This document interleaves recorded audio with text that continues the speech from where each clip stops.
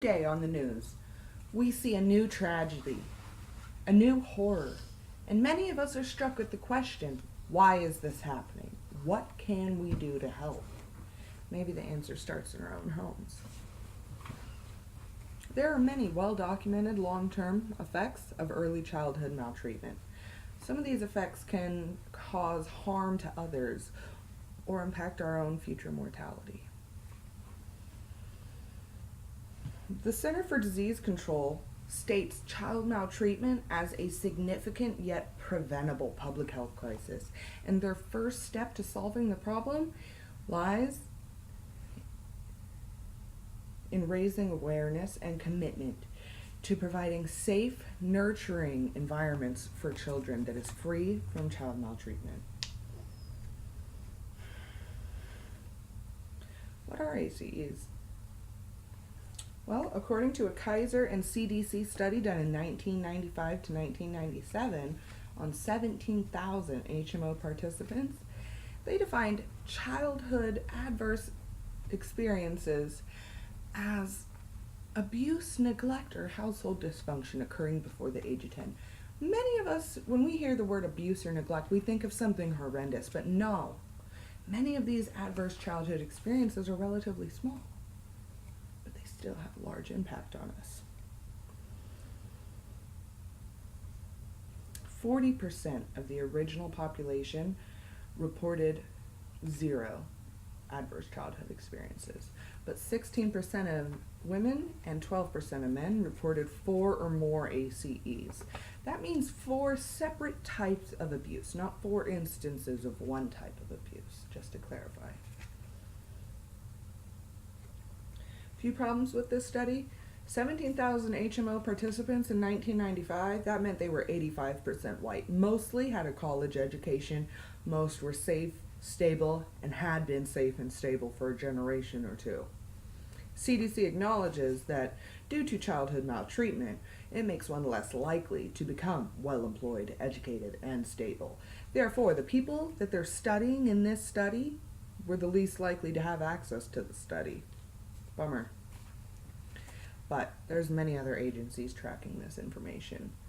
Crimes Against Children's Research Center reports that 1/3 of young girls and 1/10 of young men will be inappropriately sexually assaulted under the age of 18. And the Veterans Affairs Bureau's National Department of PTSD reports 1/3 of children 10 to 16 will experience direct violence, and 75% of urban children will experience community violence. Our children are also witnessing violence in the media every day, and national disasters can obviously cause a lot of trauma to children. 8 million people are living in the United States with PTSD right now. What are the effects of this trauma? What are the impacts it can be having on our communities? Well, according to the original study, adverse childhood experiences can lead to a disrupted neurodevelopment, causing social, emotional, and cognitive impairment, which can bring about the adoption of health risk behaviors, causing disease, disability, and social problems, ultimately leading to an early death. Some of the effects that can be caused by these adverse childhood experiences are asthma, obesity, COPD, stroke, physical inactivity, gambling, smoking, insomnia, migraines, the list goes on. According to the California Department of Public Health Center for Youth Wellness, those who experience adverse childhood experiences are 5 times as likely to have depression, 3 times as likely to binge drink or engage in unsafe sexual behaviors, twice as likely to smoke. Unfortunate. But it gets worse. When they studied a population of homeless men, 50% reported 4 or more ACEs. 50% of incarcerated men report 4 or more ACEs. And 50% of sex offenders report 4 or more ACEs. That's compared to 40% of the population reporting 0 ACEs.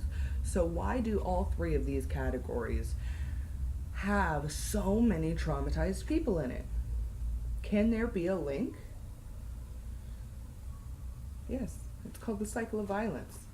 Oftentimes, women who are traumatized go through isolation, depression, anxiety, and men who are traumatized experience uncontrollable anger. And domestic violence can affect children, too, especially. Those who grow up in a home witnessing domestic violence are 11 times as likely to be forced to have sex as an adult. 74% of them will commit a violent act upon someone else. With all these well-documented links, there must be some connection between what we experience as children and what we do as adults. And now that you know this link, I hope that you'll be able to use it. Now, in conclusion, the original study was done 22 years ago, making its participants 40 to 80 years old, many of our parents, grandparents, and great-grandparents. Now I ask, have our communities become safer with each generation? The news would have us believe not. So what can we do?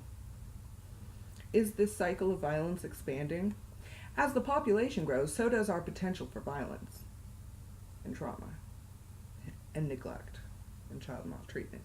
But so does the potential for kindness. Just like violence can have a ripple effect, so can kindness, compassion, and knowledge. Hopefully the information I've presented to you all today can help someone you love or yourselves, or maybe it can help change the world.